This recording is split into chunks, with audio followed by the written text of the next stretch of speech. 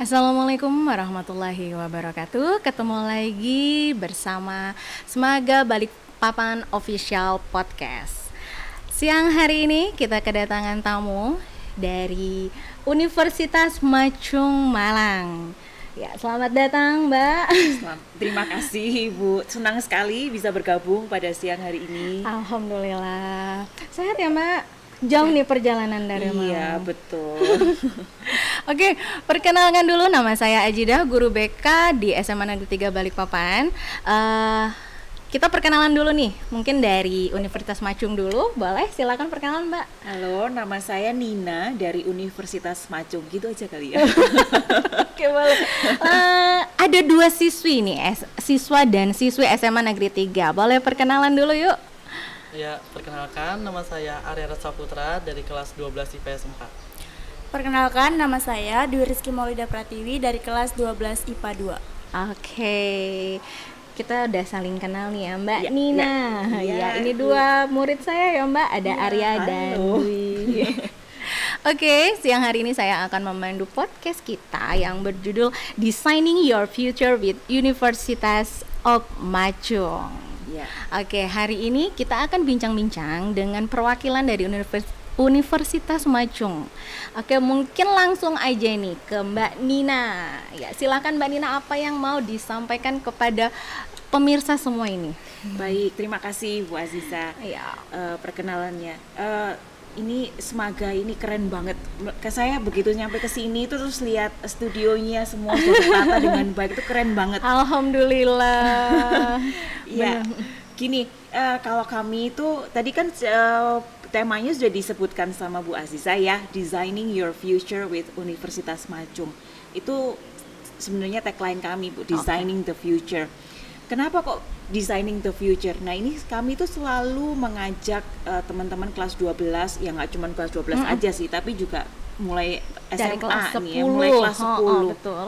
Untuk mulai mendesain masa depan. Betul. Itu mulai sekarang, dipikirkan itu mulai sekarang. Sama seperti kalau kita tuh mau pergi healing gitu, sekarang kan hobinya healing Iya. gitu ya. Kalau mau pergi healing, terus kita pergi ke travel agent, selalu travel agent akan nanya kamu mau kemana. Nah, travel agent aja udah nanya kamu mau kemana, apalagi kita yang sekarang perlu dalam hidup ini kita mau kemana, itu perlu kita rancangkan. Ada tujuan. Ada tujuannya, betul. Kemudian kenapa kok designing your future? Kami tuh selalu menantang siswa untuk berpikir 5 tahun ke depan kamu mau ngapain. Sekarang kelas 12 ya, kelas 12 masih ada kelas 1 tahun di kelas 12, kemudian 4 tahun kuliah. 5 tahun ke depan itu apa yang mau dikerjakan? Oh, mau jadi pengusaha. Mau jadi pengusaha apa? Betul. Harus spesifik kan gitu. Yaitu karena kita mau mempersiapkan itu mulai awal gitu. Nah, apa sih yang bisa terjadi dalam 5 tahun? 5 tahun yang lalu kita masih bayar apa-apa pakai duit gitu. Sekarang 5 tahun kemudian, ya karena pandemi COVID juga, kita dipaksa untuk pakai HP. Ini kalau saya bawa dompet kemana-mana isinya cuma KTP loh, Bu. Cashless ya. Cashless. Nah, dalam 5 tahun akan ada banyak sekali yang berubah. Betul. 5 tahun ke depan apa yang akan terjadi kita juga nggak tahu. Betul. Apalagi kita sekarang Kemajuan teknologi. betul. Ada di Society 5.0 yang kita juga nggak ngerti nih arahnya itu mau kemana. Sekarang banyak sekali profesi yang sekarang udah tergantikan dengan mesin. Misalnya kalau kita ke bank, itu dulu waktu mau setor duit, mau ambil duit ketemunya sama orang. Sekarang kita nggak ketemu sama orang, kita ketemunya sama ATM. Itu ada profesi-profesi yang sudah mulai digantikan sama entah itu mesin, entah itu artificial intelligence. Seperti itu. Makanya dalam 5 tahun ke depan kita mau ngapain tuh harus dipikirin bener-bener. Tenaga kita nih kepake nggak ya? Jangan-jangan kita nggak Iya, kepake betul. gitu. Nah, makanya Macung ini membekali mahasiswa itu tidak hanya dengan kalau misalnya dia mau ngambil akuntansi atau manajemen gitu, nggak cuma sama ilmunya aja, tapi juga dengan berbagai kompetensi lain yang menyiapkan mahasiswa itu untuk bisa bersaing di era global yang sekarang. Seperti itu.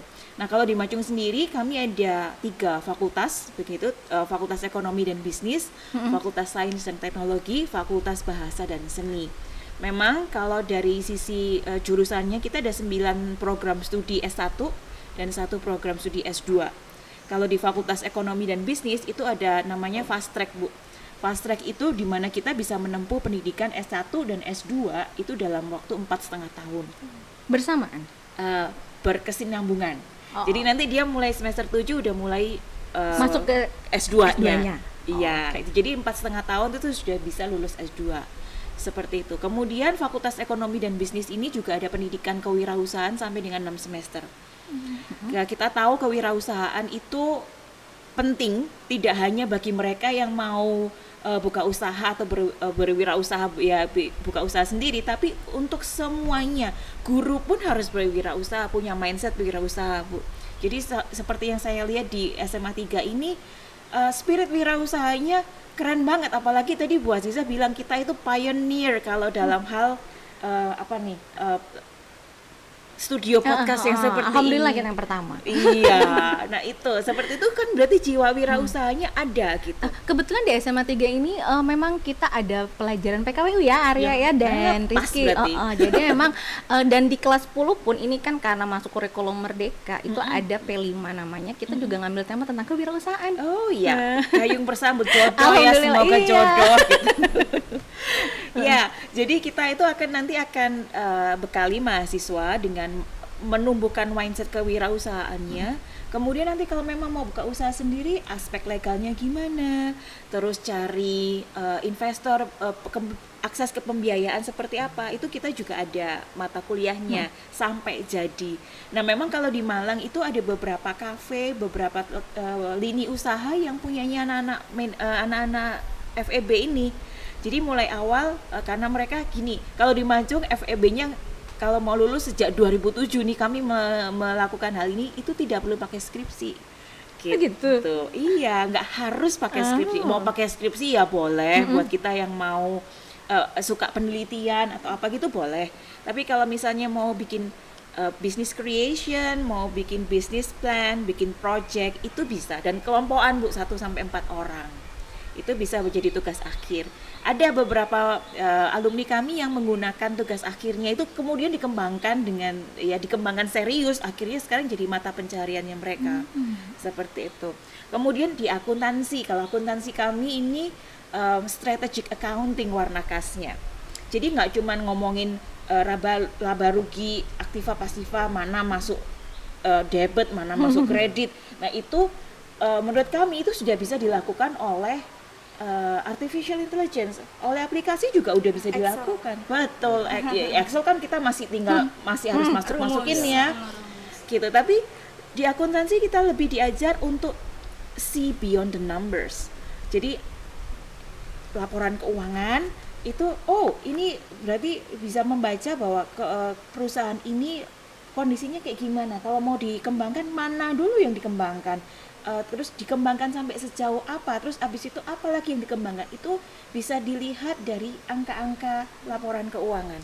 Jadi kita ngajarinnya lebih ke situ Bu. Jadi apa sih yang dibalik laporan keuangan itu apa gitu. Jadi ya melihat yang tidak terlihat gitu.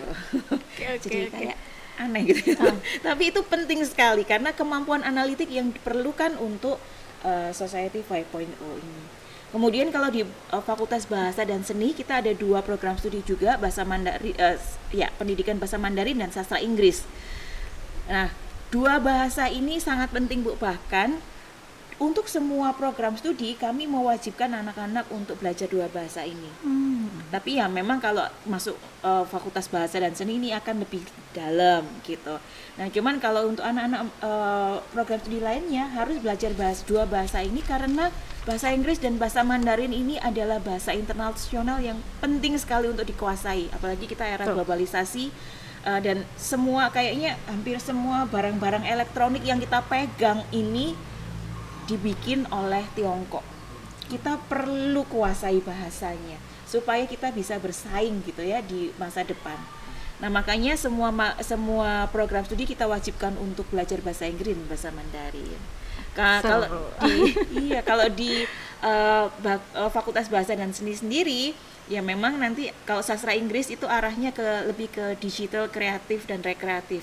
Jadi kayak gini-gini nih, ini sastra Inggris pelajari selain dari core bahasa dan sastra Inggrisnya.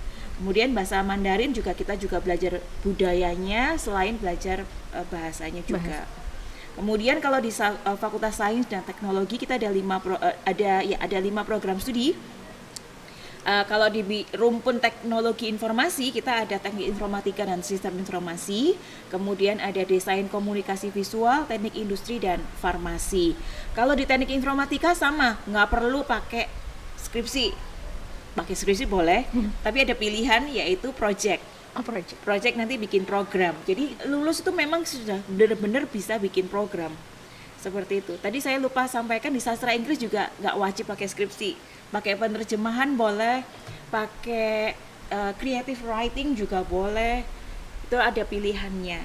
Nah, kemudian kalau tadi saya sampai di desain komunikasi visual ya, di DKV kita ada 5 peminatan yang ini cukup lengkap Bu kalau peminatannya atau konsentrasinya itu di bidang game design, kemudian animasi, kemudian fotografi, videografi, dan satunya hilang dari kepala saya. Satunya comic and illustration. Ya, satunya comics and illustration. Nah, itu lumayan lengkap. Sangat lengkap ininya konsentrasinya. Kemudian ada teknik industri kalau teman-teman pengen tahu, pengen mempelajari gimana caranya mendesain sebuah produk mulai desainnya sampai dengan ini boleh sampai ke tangannya customer. Gimana rantai pasoknya itu di teknik industri. Kemudian kalau farmasi kita ada 3 peminatan juga yang cukup lengkap kalau menurut saya di program studi farmasi. Dan kita yang paling unik itu di farmasi ada namanya kelompok studi drugs design and discovery. Drugs discovery and design. Jadi di situ kita bisa discover gitu ya, obat-obat apa sih yang kira-kira dibutuhkan oleh masyarakat yang sampai sekarang masih belum ada gitu. Seperti misalnya salah satu pengajar kami yang sekarang jadi kepala program studi itu dia penelitiannya tentang ini Bu, obat kanker dari bahan herbal yang ditempel kayak koyo gitu. Itu sudah jadi paten, sudah ada patennya buat dia. Jadi itu kan obat yang baru yang belum ada di masyarakat. Jadi gitu penemu. Iya, jadi bisa mengarahkan ke sana. Dan farmasi kita itu namanya hands on. Jadi kita ini mahasiswa itu diwajibkan untuk pegang alat-alat yang canggih. Nggak semua universitas mengizinkan mahasiswa untuk pegang alat. Jadi alat-alat yang canggih itu sudah mulai diperkenalkan ke mahasiswa sejak awal, sehingga ketika mereka lulus itu kemampuan mereka itu setara dengan orang-orang yang sudah ngambil program studi profesi apoteker. Gitu. Dalam hal kepengetahuannya maupun ketika dia pegang alat-alat yang canggih-canggih ini, kalau mereka mau masuk ke industri farmasi atau industri makanan itu bisa nggak kagok gitu loh. Gitu. Itu tentang Universitas Machung. Oke. Lokasi Universitas Machung sendiri boleh dong Mbak kasih tahu nih ya, mungkin mungkin yang nonton pada belum tahu di mana sih Machung. Di Malang. Iya, oke, Malang luas gitu ya. Malang, betul. Di mana nih? Di Kota Malang, bukan di Hong Kong, bukan di Singapura ya. Di Kota Malang, tepatnya di Villa Puncak Tidar, Blok N nomor 1. Ya, Jalan Tidar itu ada naik terus gitu ya, itu di daerah Tidar namanya. Saya tuh sering main ke Malang, cuma ya untuk jalan-jalan aja. Mainnya lebih sering ke ini daerah Batu. Gitu. UMM berarti naik gitu ya. Iya, jadi masih belum tahu banget nih lokasi Universitas Machung. Berarti ini Ibu harus main ke Machung. Harus. Iya. Kontak aja Bu nanti. Nanti kita jalan-jalan ya. Profil sedikit nih tentang Universitas Machung nih. Sejak kapan sih Mbak ada sejak kapan mulai ada Universitas Machung nih? Profil sedikit lah, kasih tahu ke penonton nih. Machung ini terus akreditasinya dan sebagainya. Machung ini berdirinya tanggal cantik 777. Tanggal 7 bulan 7 tahun 2007. Oh, 2007 Bang. Iya, jadi ini sekarang sudah tahun ke-15 ya. Sudah tahun ke-15 dan untuk akreditasi institusi kami baik sekali. Kemudian di beberapa program studi S1 manajemen akuntansi manajemen akuntansi, teknik informatika, sistem informasi, DKV, teknik industri dan farmasi kita di baik sekali. Baik. Sastra Inggrisnya unggul di A. Kemudian pendidikan bahasa Mandarinnya baik. Itu untuk akreditasi. Nah, Bu, cuman ini saya mau sampaikan suatu hal yang penting juga mengenai biaya itu yang sering kali ditanyakan gitu. Iya, pasti. Penasaran di UKT-nya ya. Kayaknya saya bisa menebak pikiran kalian. Tapi sebentar, mungkin sebelum kita ke biaya nih, boleh dong dikasih tahu untuk jalur masuk ke Baik. Macung ini melalui Bagaimana? Baik, jalur masuk ke Macung itu adalah tinggal masuk. Nggak tinggal ini aja, Bu. perekrutannya bagaimana tuh tinggal alurnya? Daftar online. Tinggal daftar online aja. Kita akan lakukan seleksi raport. Jadi raport. teman-teman kalau mau masuk itu tinggal kasih aja raportnya. Kita akan lihat raport mulai kelas 10 sampai raport terakhirnya. Gitu. Jadi kalau daftarnya sekarang ini sudah bisa daftar ngomong-ngomong. Kalau sampai daftarnya sekarang itu ya kita lihat sampai kelas 11. Nanti kalau daftarnya nanti ya kita akan lihat sampai kelas 12. Pokoknya raport terakhir. Selain raport, ada tes? Prestasi non akademik kita lihat. Nah, tes itu hanya kita pertimbangkan kalau teman-teman mau apply beasiswa. Begitu. Jadi ada jalur reguler, ada jalur beasiswa. Seperti itu. Nah, kalau jalur ini sebenarnya kalau mau bahas beasiswa mesti ngomong regulernya dulu karena harus ngomong yang biaya yang normal dulu baru nanti yang ada potongannya gitu. Kalau ini kan kalau kayak SNMPTN itu masuk tanpa tes nih, ya kan? Ibaratnya tuh kayak golden ticket gitu Golden yang disediakan gitu. Apa ada di Macung masuk Ada. tanpa apa ini syarat-syarat yang bisa masuk? Golden ticket lah. Kita memang golden ticket semua, Bu. Tapi kalau beasiswa itu golden S tuh, golden S itu golden di atas, yang di atasnya golden itu apa ya? Jadi tiket lebih utamanya itu malah di beasiswa. Kalau masuk yang reguler kita tanpa tes memang. Reguler tanpa tes. Tanpa tes. Cuman ya tuh kita lihat nilai raportnya seperti itu. Sebenarnya pentingnya itu untuk beberapa program studi ya. Kalau untuk DKV kita itu ada tes menggambar sama tes buta warna. Itu kan nggak boleh buta warna kalau di DKV. Itu aja sih sebenarnya tesnya. Kalau untuk bahasa Inggris dan bahasa Mandarin itu juga kita akan melihat nilai perjalanan akademik anak itu seperti apa supaya kita bisa menyesuaikan sama kelasnya. Jadi kalau misalnya bahasa Mandarin nih, ada anak-anak yang 0 bahasa Mandarinnya masuk 0, ada anak-anak yang startnya udah ada yang dari sini, udah ada di sini. Jadi para laoshi itu akan menyesuaikan dengan anak-anak yang di sini itu nanti treatmentnya seperti apa, yang di sini treatmentnya seperti apa, seperti itu. Itu kalau yang untuk bahasa. Tapi kalau yang untuk yang lain itu tidak ada tes masuknya. Gitu. Jadi tinggal masuk aja. Tinggal masuk aja. Oke, lanjut ke apa tadi? UKT ya? Iya, UKT. Oke, jadi di Universitas Macung itu komponen pembiayaan ada 2. Ada DPP, ada UKT. DPP itu dibayarkan 1 kali di awal perkuliahan, bukan awal perkuliahan, awal pendaftaran. Nah, UKT dibayarkan per semester. Begitu. Khusus bulan ini, bulan September 2022 untuk angkatan 2023 kita DPP-nya 0.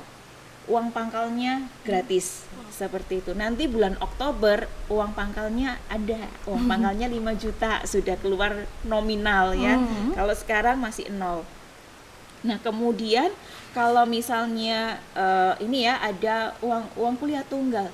Saya selalu ngomong sama calon mahasiswa baru dan orang tuanya, kuliah di Macung itu kita sudah bisa prediksi 4 tahun ke depan itu ngeluarin duit berapa.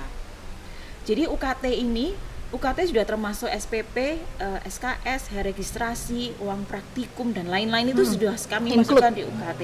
Jadi UKT-nya begitu misalnya ya kalau manajemen di periode 1 atau di gelombang 1 itu UKT-nya 7.250.000. Ya setiap semester dia akan bayar segitu. Flat ya? Flat segitu. Karena kan untuk bisa lulus S1 kan dia taruhlah kata harus misalnya harus 150 SKS nih misalnya.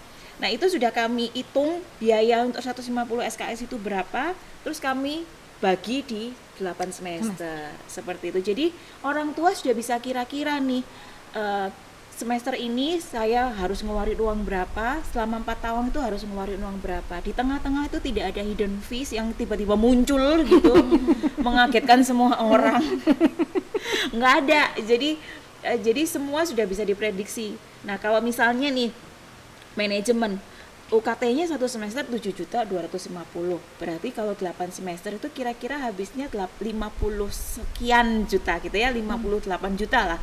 Anggap aja segitu gitu. DPP-nya 0. Jadi 4 tahun kuliah di Macung di manajemen itu biayanya 58 juta. Tetap bayarnya per semester 7.250.000. Nah, teman-teman kalau misalnya mau lebih ringan dari itu bisa ikut tes beasiswa. Nah, beasiswa kami ada 2 macam, unggulan 1, unggulan 2. Unggulan 1 itu kita lihat nilai raport, nilai tes beasiswa, lalu kalau ada prestasi non-akademis. Prestasi non-akademis itu juga kita lihat. Nah, kalau nilainya cukup untuk beasiswa unggulan 1, teman-teman kuliah di Macung selama 4 tahun kuliah itu hanya mengeluarkan biaya 20 juta saja. Apakah harus dibayar di depan? Enggak. Dibayarnya tetap per semester, 2,5 juta per semester. Ya, kalau di total kali 8 kan 20 juta ya. Nah, kalau beasiswa unggulan 2 itu biaya total kuliah di Macung itu 50 juta. Atau kalau misalnya dibagi per semester itu 6 juta, ini nilainya 6.250.000 per semester. Itu sudah all in. Yang belum termasuk adalah biaya pendaftaran sama biaya wisuda. Nah, kalau wisuda itu nanti aja ya. gitu. Kalau pendaftaran sekarang tuh 200.000. Oh, jadi ada 2 kategori beasiswa ya yang diberikan oleh Universitas Macung. Betul. Oke, mungkin dari 2 murid saya nih, ada yang mau ditanyakan nggak, Arya sama Dwi? Kan ini 2 kan mereka ini beda-beda Mbak. Ada satu dari jurusan IPS, yang satu IPA nih. Baik. Gimana? Kalau misalnya di Universitas Macung tuh ada organisasi gitu nggak? Organisasi ada banget. Ada banyak. Jadi di setiap fakultas itu ada namanya BPMF, Badan Perwakilan Mahasiswa Fakultas. Di tingkat prodi ada HMP, namanya Himpunan Mahasiswa Prodi. Kemudian di tingkat universitas ada BEMU, Badan Eksekutif Mahasiswa Universitas, dan BPMU, Badan Perwakilan Mahasiswa Tingkat Universitas. Ada banyak banget. Kayaknya memang modelnya suka berorganisasi, kelihatan gitu. Itu duluan ditanya Mbak. Iya, jadi organisasi jangan khawatir, ada banyak. Kemudian ada juga lembaga kemahasiswaan yang berbasis bakat dan minat. Kayak misalnya basket, olahraga dan seni, choir, paduan suara. Kemudian ada juga musik, seperti itu ada. Futsal. Oh. ada banyak banget. Jadi memang malah di Macung itu gini Bu, mahasiswa itu ada poin keaktifan yang harus dinilai. Nanti transkripnya dia itu ada 2. Ada transkrip nilai sesuai dengan program studinya, ada transkrip keaktifan. Seperti itu, dan transkrip kita tuh ada namanya 12 nilai Macung ya. Ada transkripnya sendiri, namanya nanti pendamping ijazah. Seperti itu. Jadi nggak monoton di akademisnya yang dinilai ya Mbak. Anak Macung itu harus kumpulin nilai di 2 ini. Karena gini Bu, Universitas Macung ini didirikan oleh para alumni SMA Macung. Dulu di Malang itu ada namanya SMA Macung, Sekolah Menengah Tionghoa Malang gitu. Ini sudah nggak ada. Tapi alumninya itu sangat sekarang itu jadi pengusaha-pengusaha yang ternama gitu. Jadi misalnya seperti Bapak Mokhtar Riyadi yang Hypermart dan kawan-kawan itu. Kemudian ada Ali Markus yang di Maspion. Mereka tuh bilang begini, kalau Indonesia itu nggak kekurangan kok orang pinter, banyak. Tapi yang kita sebagai pengusaha, mereka itu sangat kurang mendapatkan sumber daya manusia yang punya jiwa kepemimpinan, yang punya komunikasi, punya soft skill yang mumpuni. Maka ketika mereka mendirikan Universitas Majung, ini yang salah satu titipan mereka, amanah mereka yang harus kami jalankan. Pendidikan karakter, kepemimpinan, organisasi. Makanya itu kita ada kegiatan-kegiatan dan kompetensi tambahan yang kita penyeimbang ya Mbak. betul, yang kita kasih ke mahasiswa. Jadi para alumni nih yang mendirikan Universitas Majung. Betul, alumni pelopor SMA. Iya. pendiri. Mereka tuh ada tagline-nya atau ada motonya, kalau minum air jangan lupa sumbernya. Kalau sudah sukses balas budi ke kampung halamannya. Oh, Seperti benar, itu. benar. Karena mereka dulu sekolah di Iya, Malang, betul. balas budinya ke Malang. Betul, betul. Gitu. Di Malang didirikan Universitas Majung. Gitu. Ada lagi yang mau Oke, ditanyakan? mungkin dari nanti? Arya ada yang ditanya Ya. nggak? Saya kan jurusan IPS nih di SMA.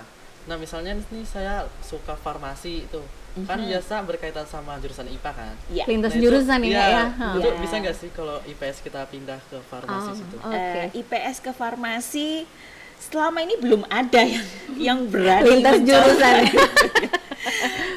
IPS bisa masuk ke sistem informasi, IPS bisa masuk ke teknik industri, IPS bisa masuk ke desain komunikasi visual. Ke farmasi ini belum ada, sejarahnya belum ada. Cuman kalau menurut saya ada kalau di sana tuh tulisannya lintas minat gitu Ya. Ada mata pelajaran lintas minat kan ya Ada. Bu ya. Dulu lintas minatnya ke apa? Saya biologi. Ke biologi. Nah, mungkin nanti dikumpulin aja nilai raportnya dulu, nanti biar ada wawancara, sesi wawancara sama seleksi raport oleh kaprodinya itu tadi. Jadi dicoba aja. Tapi bisa ya Mbak, kira-kira pasti bisa. Kalau pastinya saya nggak bisa menjamin Bu, tergantung nilainya dia. Tapi tidak ada batasan kan, yang IPS harus ambil jurusan IPS, yang IPA harus IPA nggak ada. Enggak Oke. harus, nggak harus. Tapi yang pasti, kalau yang pasti bisa itu di ya selain yang IPS tadi, yang bisa di sistem informasi, desain komunikasi visual, teknik industri itu IPS pasti bisa masuk gitu. Di farmasi karena belum ada yang coba. Belum ada yang Siapa coba. tahu Arya mau nyoba. Siapa tahu jadi yang pertama. Iya. Kan tadi kan kewirausahaan. betul, Harus jadi betul. yang pertama. Oke. Ya. Ini dari saya nih, Ya, Mbak. ya, ya. Saya ada sedikit baca-baca nih tentang Universitas Majung, tentang pembiayaan tadi. Kan anak-anak ini, ya kemarin sih juga baru dengar sih ikut konferensinya si Pak Kemendikbud gitu kan. Yang nanti ada SNMPTN ataupun SBM kan pasti ada gitu. Misalnya kan ini pendaftaran dari Majung ini kan mulai sekarang nih. Iya, betul. Udah mulai dibuka. Jika mereka daftar, terus nanti mereka ikut lagi nih, ikut SNMPTN atau SBM dan sebagainya, terus mereka keterima. Gitu. Saya ada baca nih ada pengembalian. gitu ya, ada pengembalian jika mereka diterima di perguruan tinggi negeri. Itu Iya. benar nggak sih Mbak? Iya, betul. Jadi kalau diterima di perguruan tinggi negeri di dua jalur itu saja ya Bu, SNMPTN dan SBMPTN, itu biaya yang sudah dibayarkan ke Universitas Majung akan dikembalikan sebesar 75%. 75% akan kembali. Ya, cuman sekarang biasanya kami juga ajak teman-teman untuk hitung-hitungan. Nah, SBM atau SNMPTN itu bulan apa ya? Biasanya Bu, ya? Biasanya itu Maret. Oke, bulan Maret. Kita Yang lihat kalau SNM. bulan Maret itu nominal DPP kita itu sudah di 12,5 juta, Bu. Kemudian UKT-nya juga sudah nggak di UKT periode 1 itu kan kalau di kami itu masuk ke periode 4. Sebagai gambaran misalnya ya manajemen periode 1 7250 UKT-nya, periode 4 di 8 juta. Jadi memang sudah beda UKT. Nah, kami tuh sering ajak hitung-hitungan, coba dihitung. Sekarang kalau misalnya kamu daftar sekarang, bayar UKT semester 1-nya sekarang, itu kamu keluarin biaya 7250. Nanti misalnya diterima di SNMPTN kan kembali 75%. Nah, kemudian kalau nanti kita daftarnya itu bulan bulan Maret ya, yang dibayarkan itu sudah 20 juta sekian. Dana beda.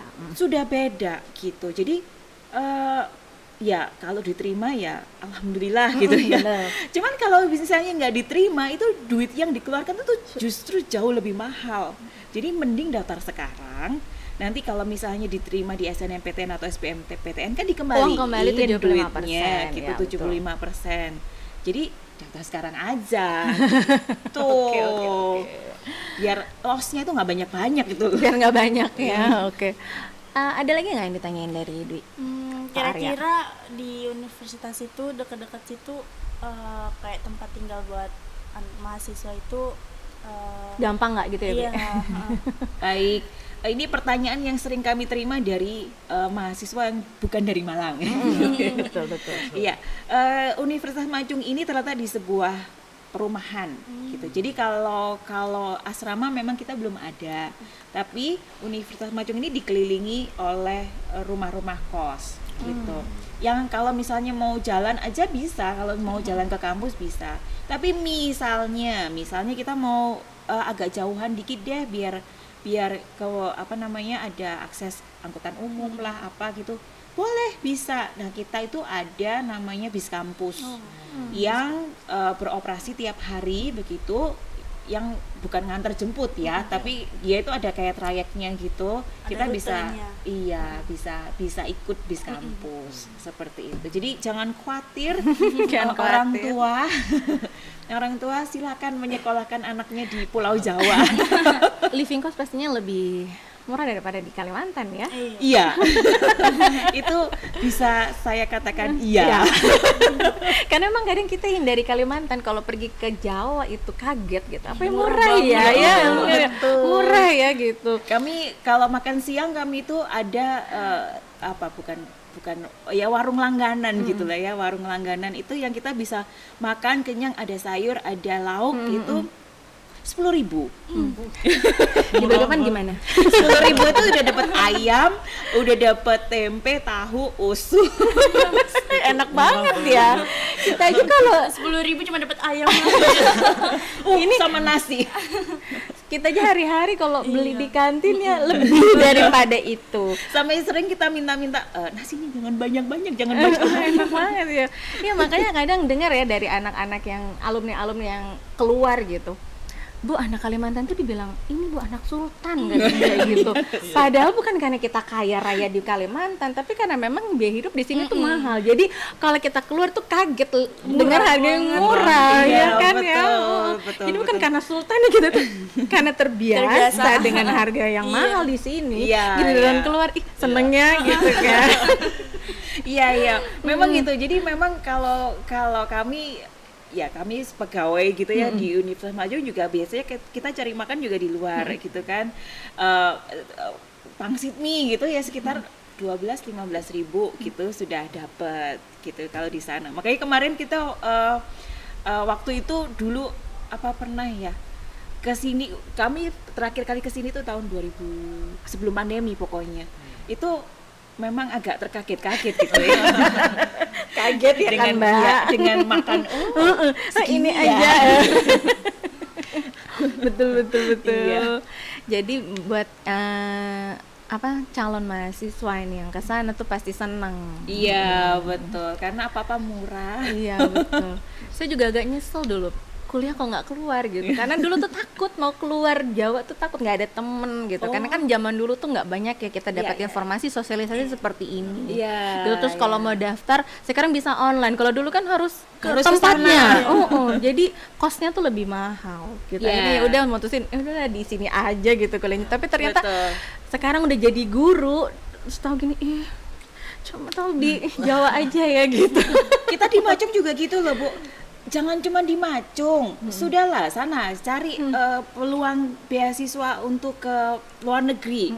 Karena kan kita juga memfasilitasi itu ya teman-teman yang kepengen punya exposure internasional. Jadi bisa mulai 1 bulan, 3 bulan, 6 bulan, setahun juga ada yang di situ gitu. Jadi sana cari pengalaman. Kita ada kantor urusan internasional, kerjasama dan urusan internasional yang akan membuka mata mahasiswa. Explore nih kalian, silahkan. Explore. Jangan betul. cuma di sini, jangan jago kandang. Sana pergi gitu. Supaya bisa melihat dunia. Gitu. Oke, ngomong-ngomong tentang Universitas Majung nih, fasilitas apa aja nih yang tersedia di kampus?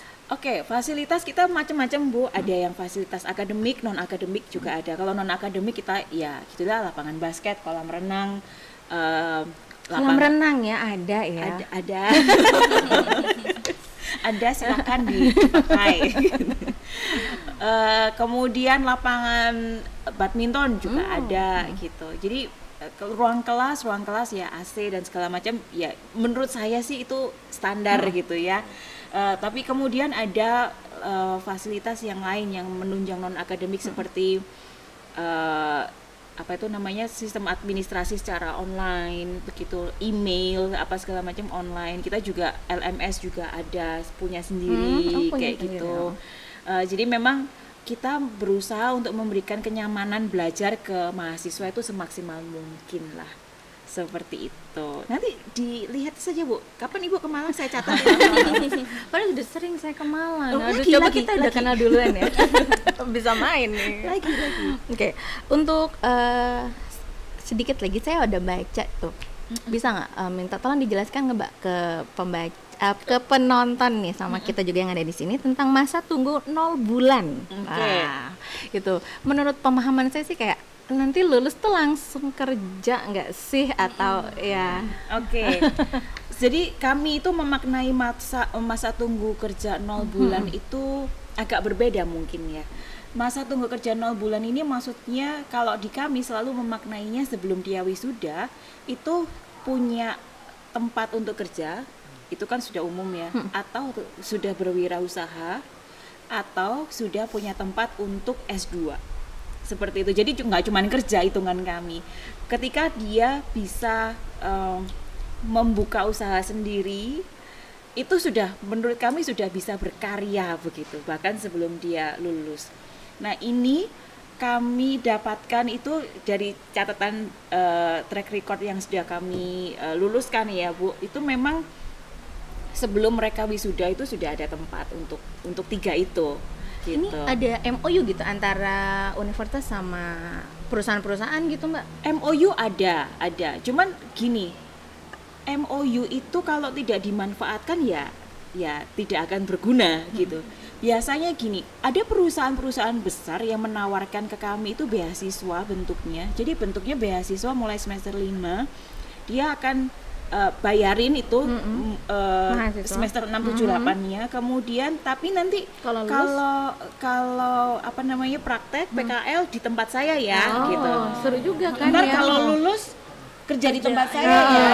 Kan itu biasanya kita cari ya, lulus tuh pengennya Iya. nggak jadi pengangguran, langsung dapat kerja maunya. Ada beberapa perusahaan yang menawarkan itu Ada memang. beberapa. Cuman memang tidak semua mau memanfaatkan. Loh, ada loh yang nggak mau memanfaatkan. Ada Loh, ya, menyanyiakan nih. Ada. Jadi peluangnya itu selalu ada. Cuman tinggal gimana kita ngambil apa enggak gitu.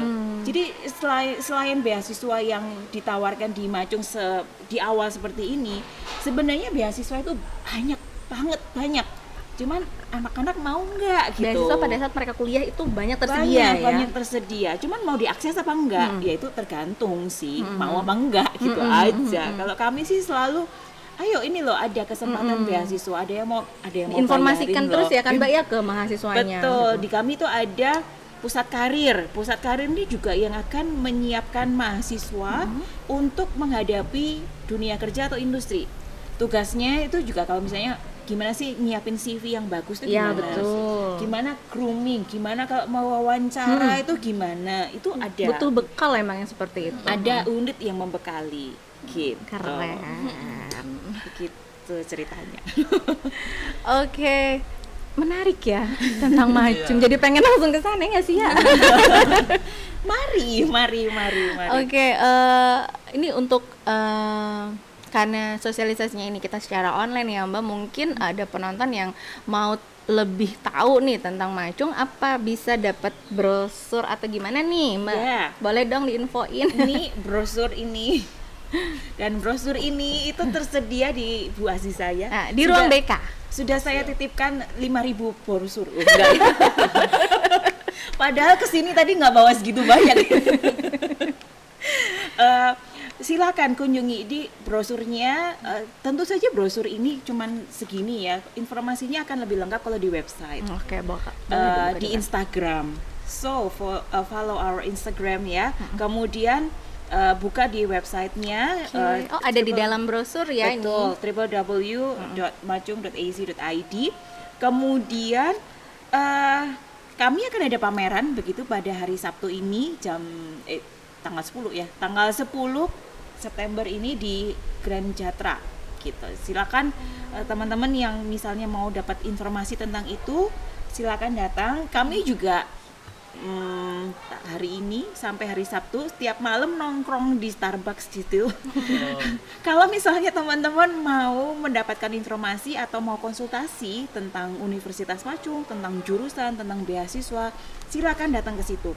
Cuman kami harus dikabarin dulu kalau mau ke sana begitu ya. Ngabari kami tuh lewat nomor WA 0811 3610 414. Saya ulangi ya, 0811 3610 414. Oke, ada di brosur ya Mbak ya? Betul, kami dikabari aja kalau mau ke sana, kita ketemu di sana. Oke, bagi Bisa ngobrol-ngobrol. kalian-kalian yang mau informasi lebih lanjut nih, ada brosur yang tersedia di ruang BK. Mungkin Arya juga sama Dwi bisa infoin ke teman-teman yang lain ya.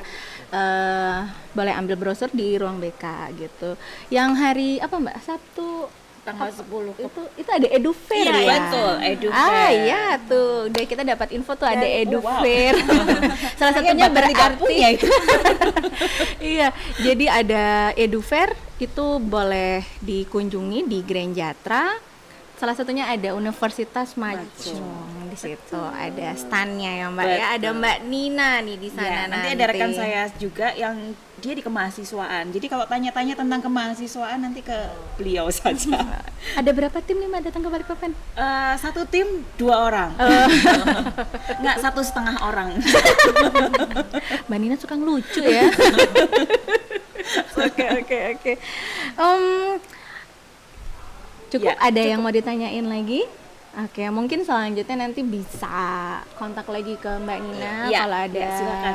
pertanyaan-pertanyaan yang di luar daripada ini. Ya. Oke, terima kasih banyak Mbak Nina Sama-sama. sudah main ke SMA Negeri 3 Balikpapan. Ini paling ujung loh Mbak kita di Balikpapan ini. Iya, tadi paling ujung nih. Alhamdulillah Mbak Nina sampai loh di sini. Belum nyampe ya? Ini masih lama ya. Paling ujung Balikpapan ini Mbak Nina. Terima Baik, kasih baik, banyak baik. atas kedatangannya. Sama-sama, Ibu. Terima kasih atas informasinya. Semoga bermanfaat Sama-sama. buat saya sendiri, guru BK dan anak-anak saya Ya. yang ingin melanjutkan studi Designing the Future. Let's design our future with Betul, Universitas dari Macung. sekarang. Iya. Oke, kalau begitu sampai di sini dulu perjumpaan podcast kita. Mudah-mudahan masih bisa bertemu di podcast selanjutnya dengan tamu yang berbeda lagi. Mohon maaf apabila ada salah kata dari saya. Terima kasih untuk 2 murid saya juga yang mendampingi, mengisi juga acara pada hari ini. Oke, sekian dari saya. Assalamualaikum warahmatullahi wabarakatuh.